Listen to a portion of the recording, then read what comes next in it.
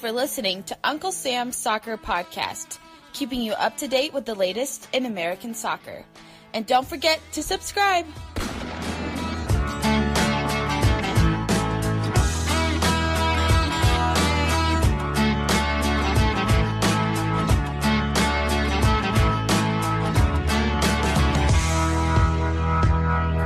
Welcome to this edition of Uncle Sam's Soccer Podcast. I'm Stephen Stephan. Down in Texas is Arman Fi. Jake Wittrub is hanging out in Minnesota. Follow us on Twitter at Uncle Sam's Soccer Pod. Catch the show on any major podcast network. If you haven't heard, we're going through a mini-series looking at the potential relocation of the Columbus Crew. So check out the previous 2 installments. Got one coming up. But fellas, what's happening? Watching too much soccer. I think Jake feels the same way. Oh, I am so soccered out. I am very, very soccered out. It's a lot. I can't believe Alexi Lawless has sat at that desk in Moscow for every game. Respect. Yeah, you have to respect the guy for at least sitting up there and doing it. Rob Stone at least had a substitute. Anyway, on this episode, we're talking VAR and what MLS could learn from it. We're talking about the Swiss controversy and how the U.S. men's national team and U.S. soccer could learn from that.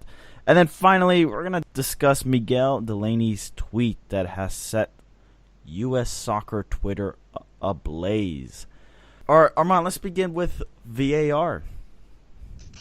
All right, so to put some background into this, this is tying in MLS and the World Cup because I think, quite frankly, the World Cup has done a great job with VAR. Some of my, Iranian counterparts might not think so because they seem to think that VAR took the offside goal away from Iran, but that goal was clearly offside.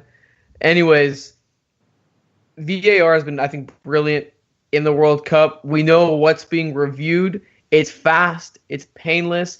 I think the only gripe that people are getting is that it's not being used as much as it could be used. And meanwhile, MLS, I feel like is being used too much. And especially yesterday in the Red Bull FC Dallas game, they were reviewing Aaron Long's goal, and the Unimos commentators seemed to believe it was because of a foul. I thought it was because of a foul too, but after like 5-10 minutes, we figured out that it wasn't because it was a foul. It was because Bradley Wright Phillips was offside during the play, but he didn't interfere, so therefore the goal wasn't taken away. With VAR in the World Cup, we seem to know what's being reviewed and what is going on. But in MLS, we just seem to be confused all over again. I mean, guys, what do you think about that? Well, before we actually talk about it, Arman, what is the process in MLS regarding VAR? It's basically every play is checked, and at some point there's 4 in MLS and in World Cup. There's 4 scenarios: mistaken identity, goal, red card, and I can't remember this last one for some reason.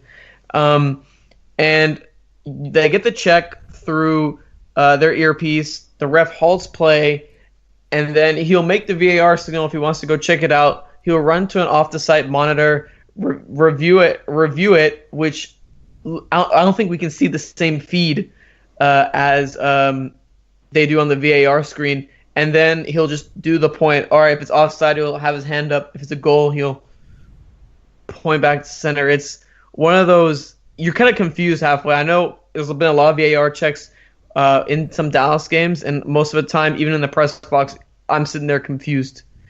In the World Cup, it's pretty simple. I mean, they do the check, but on the television screen, you see the deciding red card decision or offside. One of those two things is goal or no goal, and it clarifies offside. You see the viewpoint at what the referee is looking at, so it's very clear to what's going on. And also the screens pop up within the stadium too, so fans know what's going on as well.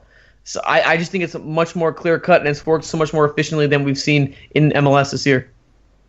So the 4 cases in MLS is goals, penalty kicks, direct red cards, and cases of mistaken identity. Yeah, and they're the same for World Cup too. I don't understand. Does MLF have what the World Cup has, where it's 4 officials in somewhere in Russia watching the game, and then they buzz in saying, "Hey, you missed something"? Is that what they're in the stadium? Oh, they're in the stadium. They're in the stadium. They're in a special VAR room, and they decipher the call. There's I think one official, and then isn't there four? There's like a 5th official sitting up somewhere. Yeah, there's a 5th official sitting up there who flags the calls. I don't understand how. I understand the World Cup has the best officials in the world, but I don't understand how the processes are just too different. I mean, the World Cup makes it look seamless. It's all just a quick check, and the check is like 20, 30 seconds, not even that long on the screens. And sometimes they'll just listen to the VAR guy. It's so fast, it's so quick, it's so crisp. The only things I've heard that are bad about it is, like, for example, I think it was England in the first match, especially when like Harry Kane was being tackled in the box, or even I think Sweden in the Sweden-Germany match. I think MLS needs to learn a little bit from there and make it more clear for fans and especially the people in the stands, and even reporters like me who just don't know what's going on during some checks. Well, I remember at an FC Dallas game, VAR was being used, and to call back a goal, and I was actually sitting with the fans, and none of the fans knew I was texting you. You were up in the press box, and you were telling me what was going on. I was trying to relay to everybody like it was the correct call, and everybody's booing. That's one thing MLS could change tomorrow. Just put the video review on the big board so everybody knows. I do like the idea of putting it up on the Jumbotron, just to let everybody in the stadium see what's going on. I know Major League Baseball, when they do their reviews, does basically the same thing, where they'll put it up on the Jumbotron, and the umpires are literally looking at the Jumbotron with everybody else in the stadium, and that is what they're using to determine what the call is going to be. So, no, I think it would definitely be a much better way of keeping fans kind of clued in onto what it is that they're reviewing, because like you said, Arman, it's kind of like everybody's in the dark, if you will. No one, at least in terms of MLS, no one really seems to understand what's being reviewed. It feels very clunky when it's being done, whereas in the World Cup, it's just bam, we know what's going on. We know what's being reviewed. It takes 20 to 30 seconds, and we get on with play. Where in MLS, it's just it almost seems like it's just like this long, drawn-out thing. And the other thing, too, and I don't know if this has happened in the World Cup, it's kind of irked me when I've seen it in MLS. They'll do like a video review of something that happened like 3 minutes prior. And it's kind of like, why did it take 3 minutes before someone said, hey, maybe we should go back and review that play that happened? I don't know. What are your takes on that? No, I think the problem with MLS's usage of VAR is it takes an eternity to A, figure out what's being called back, and B, when the process is being made, it takes forever. For some reason at the World Cup, it happens within moments. You know? And is it a matter of the usage of a terminology clear and obvious? Because I think it was the Atlanta-Vancouver game where Kendall Watson got sent off, but the VAR check took like 3-4 minutes. And in my opinion, if a check takes 3 or 4 minutes, that's not clear and obvious. There's no way. And I've always had a problem with that, because what makes something clear and obvious? That's a very subjective term, I feel like. You know what the best usage of VAR I thought was the Neymar penalty overruling call. Costa Rica? Against Costa Rica. He obviously flopped. I'm surprised Neymar didn't get a yellow card for flopping there. But it's just quick. And MLS is, and just American sports in general, God, NFL replay could take 10 minutes sometimes. Like, come on, let's go. People have lives. We just can't sit around wasting time at an NFL or MLB or the final 2 minutes of a basketball game where everything is looked at. God, MLS, speed the game up, because these World Cup games start on time. They finish when you could predict when they finish. Now, stoppage time, it's interesting. FIFA has really made a conscious decision to extend to the full 45 minutes. You know, you see the longer 5 to 7 minute stoppage times, which, you know, you just wouldn't ever see in a Premier League game or even in the Champions League. It's always, if you got 5 minutes in one of those, then you were really lucky. Typically, it's just always the traditional 4 minutes. Like, it's, you're getting 4 extra minutes. But, at the FIFA World Cup, it seems like you can get a lot more time than that, depending on, time wasting or injuries or goal celebrations. I just think MLS needs to learn, and I hope they do. I really do. I hope they don't have their heads in the sand and, I don't know, letting everything go by, because that's what it feels like sometimes. I mean, yeah, I agree. The VAR checks shouldn't take that long, especially if the terminology clear and obvious. I think that should limit a VAR check to like a minute and a half, 2 minutes.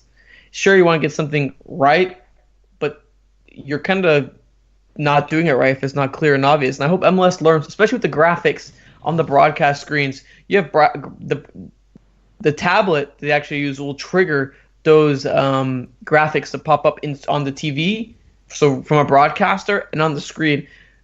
I think MLS and stadiums around America have the technology to do that. I think they just have to do it. And hopefully we'll see it probably implemented next year if they even try to do it. But the way FIFA has implemented VAR has been excellent. And I think it's actually made a lot of people who are very anti-VAR to be like, okay, if it's run like this, I think we'll be fine.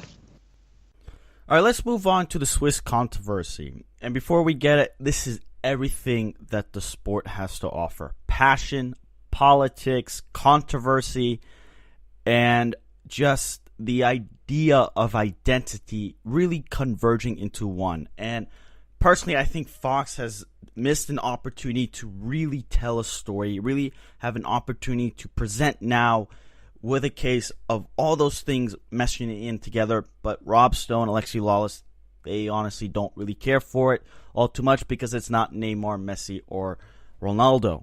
But anyway, Xherdan Shaqiri and Grant Xhaka, the two Swiss players who scored against Serbia, made a double-headed eagle sign after scoring their goal. Now, this symbol is quite controversial. Serbia first doesn't recognize Kosovo's independence. Shaqiri wore boots with a Swiss flag and of one of Kosovo, which, by the way, FIFA and UEFA recognize Kosovo as a nation. Grant Xhaka's are Albanian, but of Serbian descent. His father was a political prisoner in the 80s. They had immigrated to Switzerland, and then Grant Xhaka was born. Now, the reason why they're in trouble is because FIFA has a rule on political and offensive messaging. And this is under Article 54 of the governing body's disciplinary code. Quote, anyone who provokes the general public during a match will be suspended for 2 matches and sanctioned with a minimum fine of 5,000 francs. So again, this symbol, Albanian nationalism, the greater Albania, territories in parts of Kosovo, Serbia, Macedonia, and Greece. If they are, suspended, it'd be a massive blow for Switzerland. Absolutely massive blow. These are the 2 stars. And they really showed that on the pitch against Serbia. Furthermore, you also have the Serbian Federation under a FIFA disciplinary proceeding regarding offensive messaging from the fans. Then you have the head of the Serbian Football Association, and I'm going to completely butcher the name, Slavica Koza. Like I said, I'm going to butcher the name. Talk about how the referee, being German, was all a manipulation by FIFA to get a certain result. He quoted that half of Swiss are Germans, which is completely false. Swiss citizens are Swiss. They speak German. They speak French. They speak Italian. Roman is just the 4th language. But no, they are not German. They're not French. They're not Italian. They're Swiss. We're Swiss. Okay? It's like saying anybody who comes from Latin America is a Mexican because they speak Spanish. No, they're separate. They're Hondurans. They're Mexicans. They're Cubans. They're different identities. Grant Xhaka and Shaqiri really played into this identity. If you read the stories of Grant Xhaka, father who was a political prisoner, moved to Switzerland, whose parents moved to Switzerland, he was born there. So he carries both on his shoulders. Same with Shaqiri. You know, Shaqiri wrote in the Players' Tribune, or said in the Players' Tribune, quote, "When I run onto the field at the 2018 World Cup, I will have the flags of both Switzerland and Kosovo on my boots. Not because of politics or anything like that, but because the flags tell my story. The story of my life. Don't worry, the Swiss flag's on my left foot." Shaqiri also says, "Switzerland gave my family everything, and I will try to give everything for the national team." Obviously, he is torn between the two. In an article in The Guardian by David Hunter, back in 2017, talked about how Switzerland gave Grant Xhaka and his family everything. They gave them a fresh start. Quote, "Xhaka owes everything to Switzerland and the opportunities he has afforded there. But he cannot and will not forget his Kosovo-Albanian roots, which continue to touch him in London." So as you see, these two players are torn. I don't know what the messaging was. I think it was an homage to the roots. Clearly, it had some sort of political meaning because it was a symbol to those who come from Kosovo and Albania. In fact, in the streets of Kosovo, they were hanging Swiss flags. They're supporting. The Albanians were supporting the Swiss. The Kosovans were supporting the Swiss. Why? Because of Grant Xhaka and Xherdan Shaqiri. And they're not the only Swiss players to have roots like that. Valentin Brahmi also has it, although he didn't make the symbol. What's really interesting is Swiss captain Stephen Lichtsteiner is also under investigation after making the symbol, but he was not immediately criticized or under investigation by FIFA. It was only later that they just determined that. So I don't know what's going to come. By the time this podcast comes out, I think FIFA will rule. But what are your thoughts on this? I didn't even know. I didn't know this was a thing until you brought it up yesterday. I didn't know there was a large number. I'm not even sure if "large" is the right word, but there were Yugoslavian refugees or Albanian refugees. I don't know what country, whatever. I didn't know there were a large amount of refugees in Switzerland that were affected by like the Yugoslavian war. What was that, 25 years ago? So to me, when Xhaka and Shaqiri do the eagle, I didn't know it was the Albanian eagle or whatever it's called. So I mean, to me, it's like it's just a celebration. That's no different. It's just a hand gesture. It's no different than Gareth Bale doing the heart gesture thing he does when he scores for Real Madrid. So I wasn't offended. I don't understand why anybody would be offended. I guess I don't live in that part of the world, or I'm not familiar with the whole situation. So maybe I'm probably the wrong person to ask on that. But to me, it doesn't seem like it'd be that big of a deal. What about you, Arman? In my eyes, you know what? It's very difficult, as much as one can try to separate politics from soccer. I think we all know that. We all know that really well. Stick to sports. And hashtag stick to sports. And if you look into the history of Xhaka and Shaqiri and what their families had gone through from the Serbians, if that's the right word, it's poetic justice. Put it in a song. I don't have an issue with it. I genuinely don't. To me, the only people that are offended by it are the Serbs. Correct me if I'm wrong, but I think that's the only people that are offended by it. Well, and I think FIFA's rule is that it has to cause like something to the general public. Well, here's the rule. It's really vague. Here's the rule. Under Article 54 of the governing body's disciplinary code, and quote, anyone who provokes the general public during a match will be suspended for 2 matches and sanctioned with a minimum fine of 5,000 Swiss francs. So, but that's so vague. So, for example, what does that consist of? Is that just taunting the crowd? Because isn't just like the shush celebration taunting the crowd, and wouldn't that almost fit the definition of what that's trying to say? Because it's so vague. Well, like it doesn't mention anything political. Well, that's the thing is where's that line of politics? But also, what about the gestures of the cross or prayer? Mohamed Salah or Xherdan Shaqiri will pray before matches. Chicharito will pray before matches. Obviously, different religions. But the eagle is not something new. Hulk, there's pictures of Hulk, Ramos, Mesut Ozil, Mustafi, Nicolas Anelka doing this eagle. The question is, what does it represent? Now, I understand if you guys, listeners, haven't had the chance to read Xherdan Shaqiri's Player Tribune story, it's fascinating. Fascinating stuff, because Xhaka and Shaqiri have the same message in a sense. They owe everything to Switzerland, but they're not going to forget their roots. And I think the celebrations were an homage to where they have come from. It is just like, and U.S. soccer need to pay attention, because there'll be a time, and I think this time will be relatively soon, where you'll have, I think it will be primarily with the Mexican-American player playing for the U.S., who will do something to celebrate El Tri when he scores a goal, or do something, playing against Mexico. Something will happen, and it's going to cause controversy, and it's going to question, at least here in America, what we want out of our American players. Remember, Landon Donovan and Amy Wambach has already commented that, they're not true Americans if they were, German American or whatever it may be the case.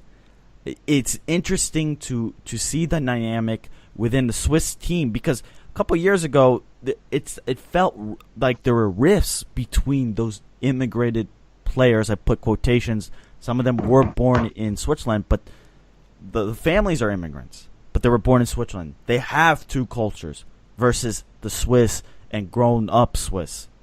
That dynamic has happened in France, in Germany, in Italy in some aspects. Spain will have that issue too, with all these refugees coming, immigration happening. America has already seen it. Now, we haven't seen the political tensions rise, but believe that they will be there.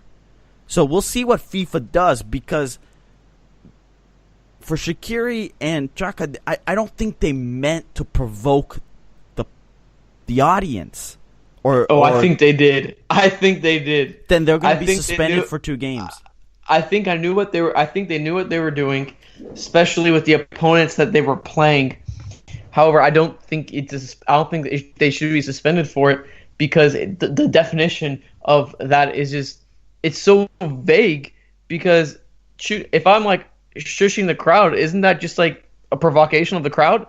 And what they're saying is it's almost like a taunt. I mean, honestly, if it says specifically a political thing, then okay, I can see some. But you're opening a very dangerous can of worms in this instance, where a team can just be like, hey, you set the precedent for this, so what about this? And I mean, it to me, I think, like Jake said, if you don't have a background of the situation, it's not a big deal. And I think the only people that consider it a big deal are the Serbs, and also part of it might have to be because they also lost a really just gut-wrenching loss. They went from guaranteeing their advancing to being on the outside looking in now. Well, the Serbian papers were more critical of the referee than they were of the celebrations post match.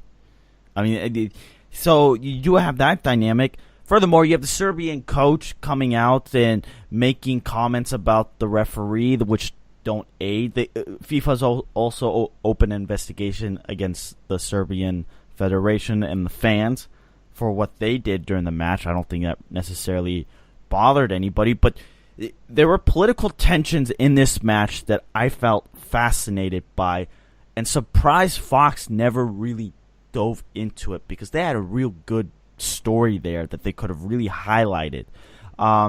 It's interesting that the Player Tribune drops, very close to the game. I don't know if it dropped before or after the game. It happened on the 22nd. So there's that. I also find interesting that the captain made the same gesture. Now, will UEFA or FIFA suspend him too? You know, what will it mean for these three players?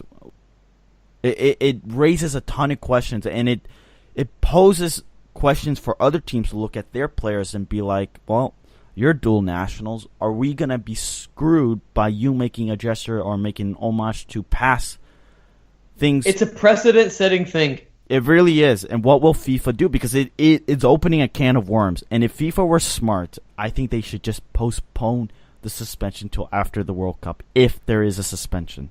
Just say, well... I mean, it's not like they flicked the crowd off. You know what I mean? It's... Again, I'm not Serbian and I'm not Albanian or Swiss or whatever. So I guess the eagle, I don't understand it, but to me it's just an eagle gesture.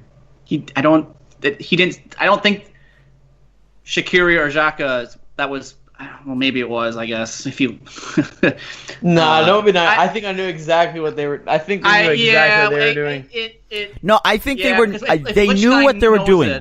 They knew what they were doing, but it was a gesture to their family. It was an emotional response to look where I've come. This is a gesture to my roots because. Okay. Let me ask you this. Would they do that against a team like Brazil? Probably not. That's the ultimate question. There's also ethnic. I mean, there's also this hatred between Albanians and Serbs. I mean, if you do some research, you'll find that immediately. I just went through and watched the Shaqiri's highlights against Honduras in 2014, where he scored a hat trick, and not in one did he do that eagle. I think he knows exactly what he was doing, or bird, whatever it is. I think he knew exactly what he was doing, and I think the opponent also charged that as well. I think it was definitely a statement. The question is, how are we going to interpret that wording of that thing? Because that's very vague in my eyes, and to suspend players in the World Cup, it's a pretty tough and tall punishment. I think it's setting a very interesting precedent, especially with how that wording is meant, the connotation behind that. Because, like I said, you could consider something like a taunt to the crowd or something like that, not necessarily a political symbol. Are they implying it's a political symbol? Just remember, you had Kaká used to wear the shirt "I belong to Jesus." I think FIFA tried to strip any religious symbols or political messages out of the game. The words written on the shirt. You don't see that so often. The shirt ripping off. Do you remember how that used to not be a yellow card? Well, now it is. I was watching the Swiss news, and one sports commentator said he's more pissed that Shaqiri took his shirt off and got a yellow card than he's mad with the celebration. I guess I'll keep echoing this because I just don't understand the big deal. Maybe it's just the American in me that thinks that, I don't know, like the whole you bring up the shushing of the crowd, Arman, like, oh, that's taboo. To me, it's like, well, who cares? Like, they're shushing the crowd, like, Well, no.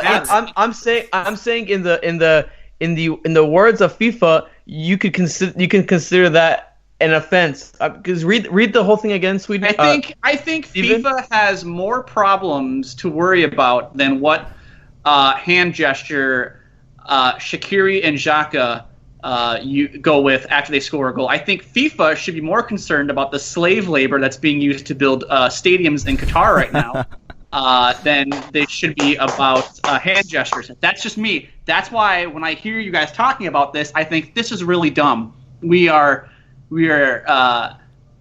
People are pissed because two Swiss players made an eagle with their hands. Three. It's three. Yeah, three. And to me, it's I don't know. I think FIFA has other things to worry about than this. And if these two players are banned for 2 games, I mean, that's pretty ridiculous. Also considering that you have players on, I believe, Peru and Russia who are being investigated for doping, but we're just gonna kind of sweep that under the rug and deal with that after the World Cup. Come on. That's my take on it. I mean, I personally say just postpone it till after the World Cup and then make up your decision. I agree. I agree with what Jake said, but FIFA is making this an issue. I think that's why we are being forced to talk about it. Unless the players jumped into the crowd and started punching Serbian supporters, I don't think they need to be suspended. But they matches. I think they also didn't comment post match. I think it would make it a lot worse if Shaqiri said, "Yeah, it was about Albania," but no, they didn't say anything. So it's kind of like FIFA's going to call in some expert witness to explain how the goal celebration could be classed as Dr. Joe Matnick, baby. It will be argued. Joe Matnick explaining that to us. I'm reading from a BBC. It will be argued that the behavior illustrates the Albanian nationalist supported notion of a great Albania, which makes territorial claims on parts of Kosovo, Serbia, Macedonia, and Greece. So anyway, let's talk about Miguel Delaney's tweet that made everybody angry. I got it right here. All right, go. Ooh, Jake on top of things. Yeah, so Miguel Delaney was watching Panama and England this morning. Did you guys see the match? Did you read about this? You see this? You hear about this? I did not see the match, but I saw it was 5-0 at halftime and then 6-1. So I feel pretty informed.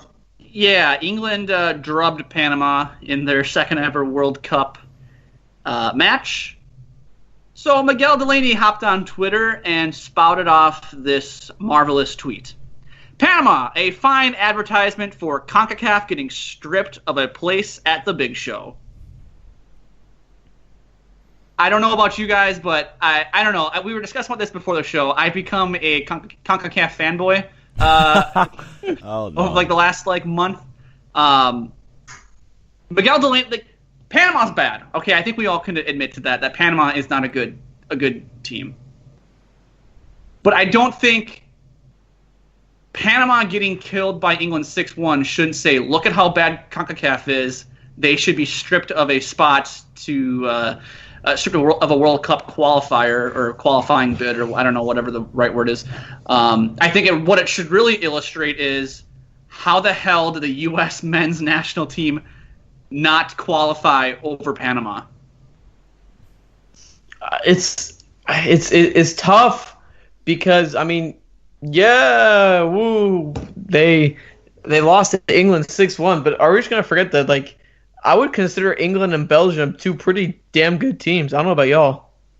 Yeah, I agree. But I think they're pretty good. Well, so, South American, the worst team in CONCACAF going up against probably one of the better, if not top 3 or 4 teams in Europe. Are we surprised that they got killed? No. I find the argument a little bizarre. Well, here's the issue. South American teams haven't done well. Argentina could crash out. Brazil could potentially not qualify out of the group. Colombia could not qualify. Peru's been knocked out. Peru's been knocked out. So Uruguay could be the only team to advance to the round of 16 out of CONMEBOL.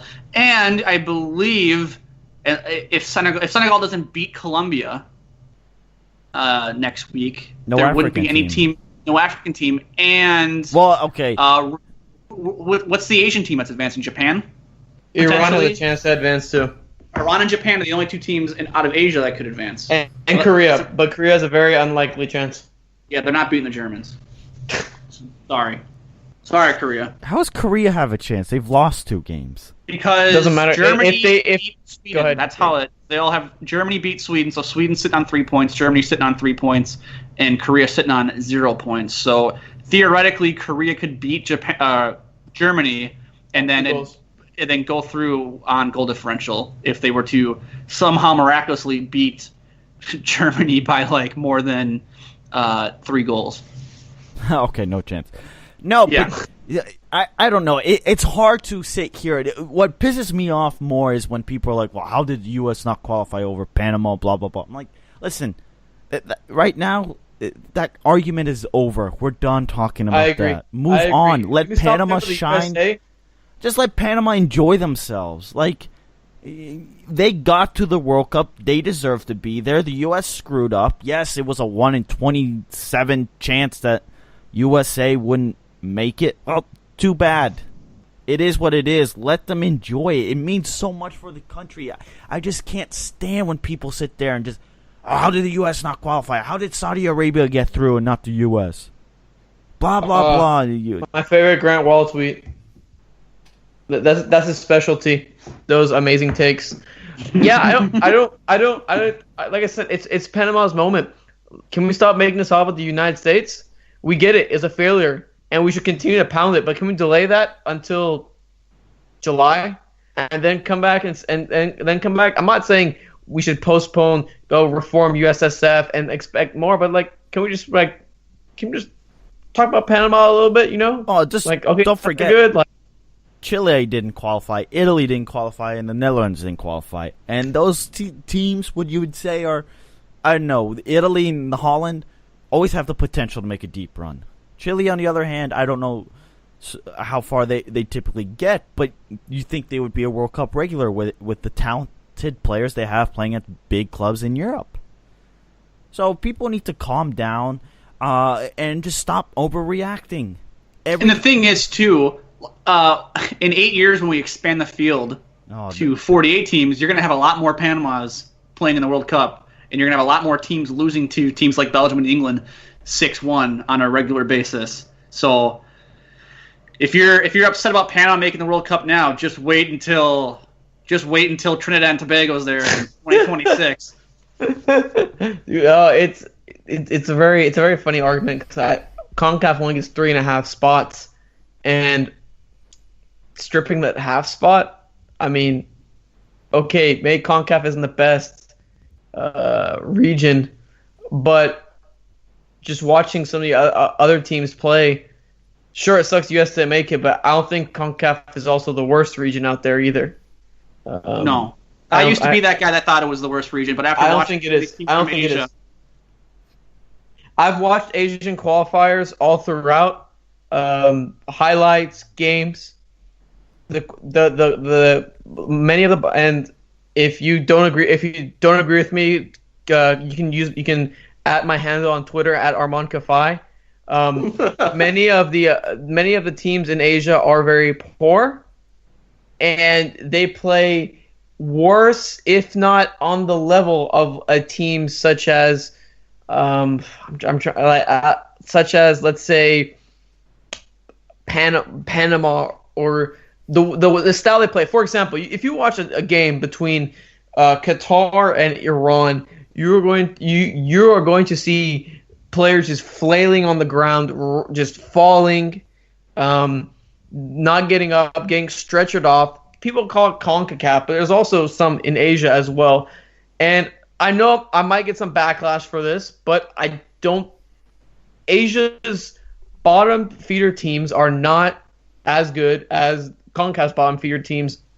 If you're going to tell me Qatar is on the same level as Panama, or you know what, maybe I'll stop cherry picking on Qatar. Uzbekistan is, I'd say, on the level of Panama.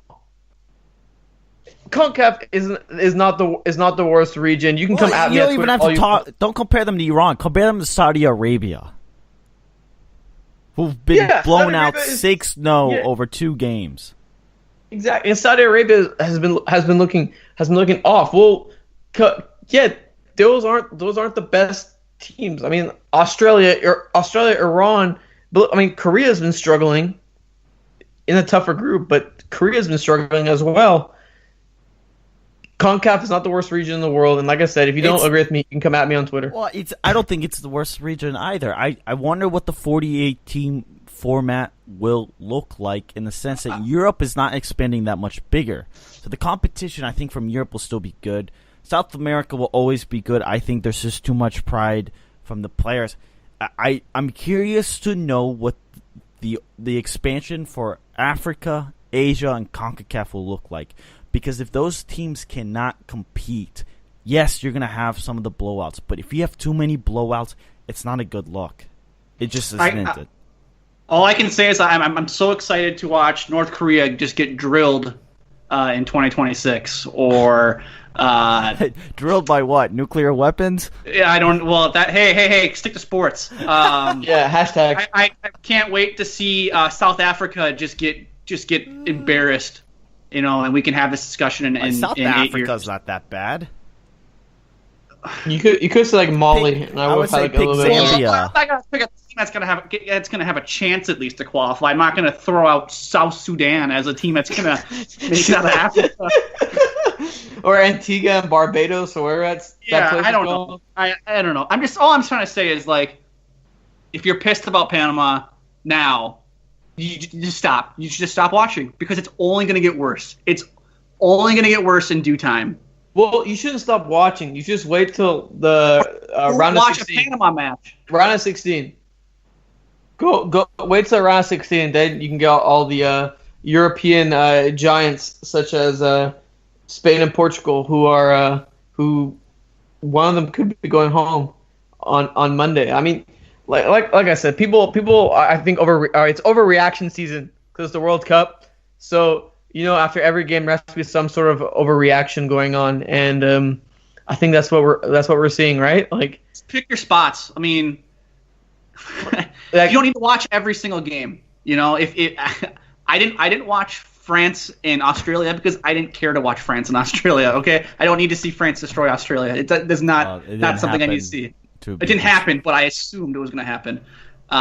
So I don't know. We all knew Panama was going to get killed in the World Cup. I know, right? That's the funny thing. One was. Is anyone surprised? My question to you guys: if the U.S. had qualified, where do you think they would make it? I know it's dependent on the group, but let's just sub it out for some of the CONCACAF teams where they ended up. In the group with Brazil, Switzerland, and Serbia, do you think the U.S. would get out? No. Okay. There's only two groups I think the U.S. could have gotten out of. That's Group A. And Group H. Which is? Japan, Colombia, Poland, and Senegal. I think those are two. That's too fair. Those are the only two ones they could get out of. And Group A is a joke, by the way. Just going off on a tangent. Group A is an actual joke, and the fact that Saudi Arabia team in the Asian qualifiers is like getting dismantled in that like easy, just cakewalk of a group, that says something. Just saying. What about Panama? Could hold their own in that group. Yeah, well, we'll see what Panama does on the final day. I'm curious to know what Panama does on the final day against Tunisia. If they can get a decent result, I think it just illustrates that England and Belgium are just superior. But I don't know. Well, it's the World Cup. It's overreaction. We're gonna continue our overreaction season. I love it. It is. Hey, wait. Before we hop off or whatever, just give me your Stephen, Jake. I'll give you mine after both y'all's. What's your overreaction of the World Cup? Neymar is a brat. Jake? One of the power 4 or 5 countries will not win the World Cup. You will see a new winner. We will see a new winner this year. I don't believe that. I don't believe that. Did you see the statistic by ESPN FC? Every 20 years we have a new winner. But do you see Mexico winning it? No. Do you see Ronaldo and Portugal winning it? Nah. I see Mexico winning it. I see Belgium or England winning it. Overreaction season for me, I see. I'll just say it right now. My other team is El Tri. So I am on the Mexico bandwagon. I've memorized Siendo Lindo, which is a song saying "Ay, amor." That song. I have no idea what you're talking about. Juan Carlos Osorio is. I have candles around his picture. I pray to God that the United States will go after him, but they won't. They'll end up hiring like Greg Berhalter or something like that. And I would just Carlos Vela #1. Like go El Tri. My other team is Mexico. #Landon Donovan. Overreaction season. That's how we do things on Uncle Sam's Soccer Podcast. Follow us on Twitter, Uncle Sam's Soccer Pod. Steven Jarder and Arman Kafai, Jake Watrova. Hey, at me if you think the AFC is better than CONCACAF. At me. I want to hear it. And I want to know what games you watch too. Give it to That's him. a little crap. We're going to come back here within the next week here with another episode, the final episode in our little mini-series looking at the Columbus Crew. We're going to look at the national perspective and what does it mean for different fan bases, and if people genuinely care about hashtag Save the Crew, or is it just something you say because it's politically correct and deep down you just don't give a crap about if the Columbus Crew get relocated or not. We're going to examine that and really get to the heart of that. Until next time, listeners, take care.